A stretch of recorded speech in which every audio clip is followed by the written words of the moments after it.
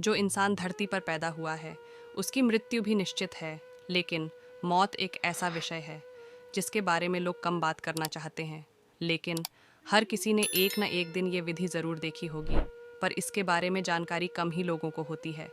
ये तो सब जानते हैं कि हिंदू धर्म में सूर्यास्त के बाद शव का दाह संस्कार नहीं किया जाता। रात में यानी सूर्यास्त के बाद दाह संस्कार करने पर माना जाता है कि स्वर्ग के द्वार बंद हो जाते हैं और नरक के द्वार खुल जाते हैं। ऐसे में जीव की आत्मा को नरक का कष्ट भोगना पड़ जाता है।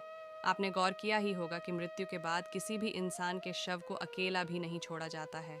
दरअसल इसका संबंध गरुड़ पुराण से है। तो चलिए जानते हैं कि आखिर इसके पीछे क्या कारण है।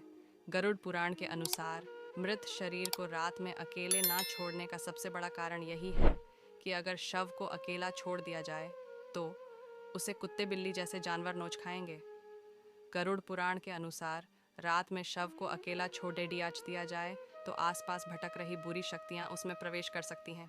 ऐसे में घर पर नकारात्मक शक्तियों का प्रभाव पड़ा सकता है, पूरे परिवार के लिए मुसीबत की वजह बन सकती है।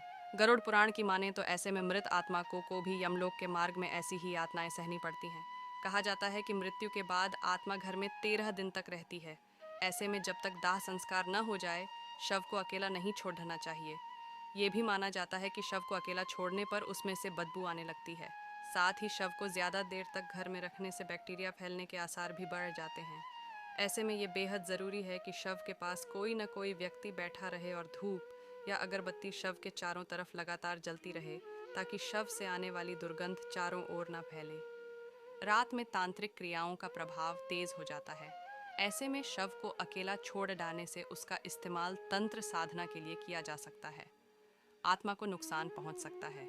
अगर शव को ज़्यादा देर तक घर में रखा जाता है तो बैक्टीरिया फैलने के आसार बढ़ जाते हैं। शव के चारों ओर अगरबत्ती जलाने के लिए किसी का पास होना ज़रूरी है। गुरुदास पुराण के अनुसार शव को अकेला छोड़ देने पर लाल चींटियाँ या अन्य कीड़े उसके पास आने का डर बना रहता है। ऐसे में ज़रूरी है कि शव की रखवाली के लिए कोई पास हो।